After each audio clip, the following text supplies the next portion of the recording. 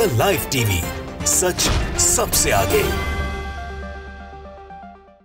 नमस्कार, मैं हूं रंजीत झा और आप देख रहे हैं द लाइव टीवी। नरसंहार पर उतर चुके इजरायलियों की हेकड़ी हिजबुल्लाह अच्छे से निकाल दे रहा है। इस वक्त जो बड़ी जानकारी सामने आई है कि कुल 11 ऐसे बड़े हमले हिजबुल्लाह ने इजराइल पर किए हैं, जिसके बाद नेतन्याहू बौखला उठे हैं, छटपटाहट में है। दरअसल इजराइल चौतरफा हमला झेल रहा है। हमास के लड़ाकों से भिड़ने के लिए इजरायली ताकतों ने जो शर्मनाक हरकत की वह दुनिया से छिपी हुई नहीं है। इन लोगों ने तो सबसे पहले बेकसूरों को, निर्दोषों को मारना शुरू किया, जिसके चलते अब जवाबी कार्रवाई ऐसी शुरू हुई है जिसमें हिजबुल्लाह ने भी इजरायलियों के होश ठिकाने लगाए हैं। तो आज हम आपको बताते हैं कि ऐसे कौन से 11 बड़े हमले हैं, उसका पूरा डिटेल है, पूरा ब्यौरा है, ताकि इजराइल यह ना कह सके कि भाई देखिए ये सब झूठ बोल रहे हैं। हम दिखाते हैं आपको। मिश्रा अमरेश लगातार इस मामले में अपडेट दे रहे हैं, उनके पास पूरी जानकारी है।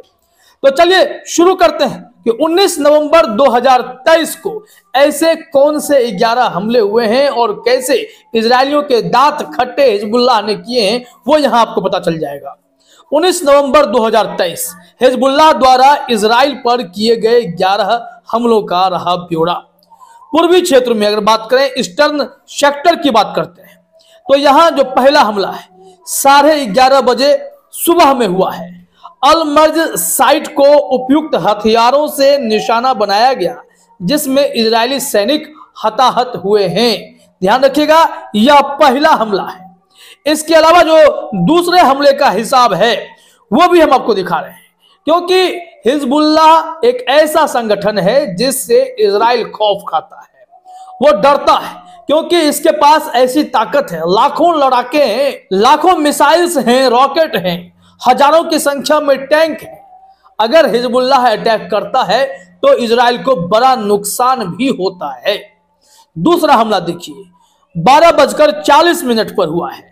मेट्यूला साइट के पास आईडीएफ सैनिकों और वाहनों की एक सभा को निशाना बनाया, जिससे कई हताहत हुए, क्योंकि इजरायलियों को सबक सिखाना भी जरूरी है। जब अंतरराष्ट्रीय मानकों को भी नेतन्याहू नहीं मानेंगे तो इजरायली सैनिकों को उन्हीं के अंदाज में मुंहतोड़ जवाब देने की जिम्मेदारी ऐसे ही संगठन ने उठाई है। हमास तो जवाब दे ही रहा है, हिजबुल्लाह ने भी इनके होश ठिकाने लगाए हैं। दूसरा हमला आपने देखा। तीसरे मुद्दे पर आइए। तीसरा हमला जो है 3:45 में हुआ दोपहर के बाद, और यहां पर बताया जा रहा है इफ्ताह और अल मलिकिया साइट को मिसाइल से निशाना बनाया गया। ये तीसरा बड़ा हमला था और इसमें भी इजरायली सैनिक हताहत हुए। जितने भी हमले इजराइल पर हिजबुल्लाह ने किए, एकदम टारगेटेड और सॉलिड हमले किए। नतीजा यह हुआ है कि इजराइल को भारी तबाही का सामना करना पड़ा है। 3:45 के 5 मिनट के बाद एक और हमला हुआ जो 3:50 पर हुआ। बताया जा रहा है इसमें अल अबाद साइट को निर्देशित मिसाइलों से निशाना बनाया गया, जिसे अब गाइडेड मिसाइल कहते हैं। गाइडेड मिसाइल अपने टारगेट पर पहुंचता है और वहां तबाही मचा देता है, वही हुआ है।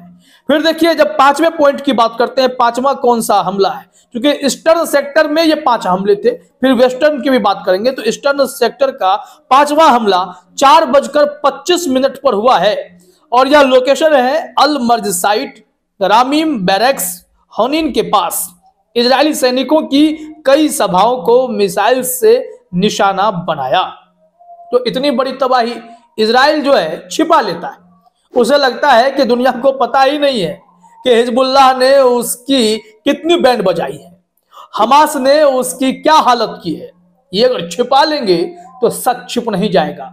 अगर आप हैवानियत कर सकते हैं तो जंग नियमों का पालन करके इजरायली सैनिकों को ढेर करना भी लोग जानते हैं। अब हिजबुल्लाह जैसा संगठन या हमास जैसा संगठन अभी भी इजरायली सैनिकों को मुंहतोड़ जवाब दे रहा है और इजरायली सिविलियंस को वो टारगेट नहीं कर रहे हैं, तो इनसे बड़ा दिल किसका होगा।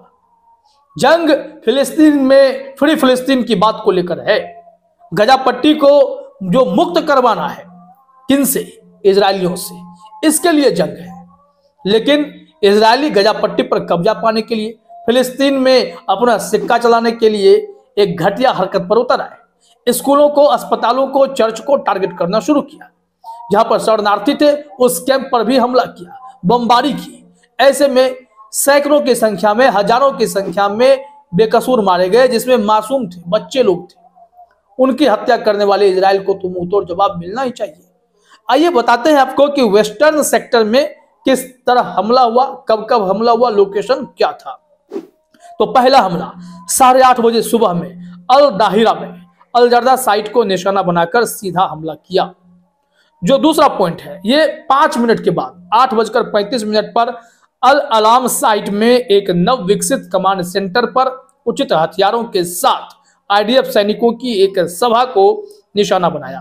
कई हताहत हुए, यानी कि वो इजरायली सैनिक मीटिंग कर रहे थे और उस मीटिंग को टारगेट करके हमला किया गया, क्योंकि इनकी मीटिंग भी नरसंहार को लेकर ही चल रही होगी। ये लोग अपनी हरकतों से बाज नहीं आ रहे हैं, लेकिन समय समय पर ऐसी मुंह की खा रहे हैं कि इन्हें होश नहीं होता है।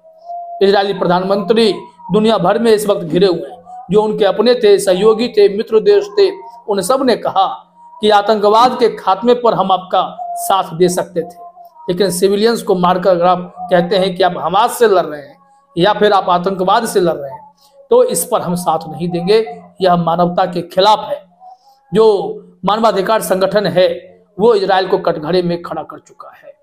वहीं बात इतनी नहीं है, क्योंकि अमेरिका जैसा देश जो इजराइल को साथ देता रहा है, उसने भी चेतावनी दी है कि अब हम आपके सैनिकों पर और आपके उन नागरिकों पर कार्रवाई करेंगे जो घुसपैठ करके फिलिस्तीन में जाकर बैठे हुए हैं और वहां फिलिस्तीनी नागरिक को मार रहे हैं। तो करारा जवाब के लिए, बड़ी कार्रवाई के लिए इजराइल को तैयार रहना होगा।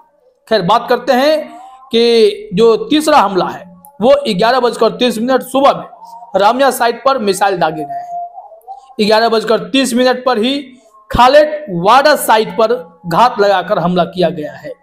तो ये हमला लगातार हुआ। कुछ ही दरमियान में पूर्व से लेकर पश्चिम तक इजराइल का क्षेत्र दहल उठा।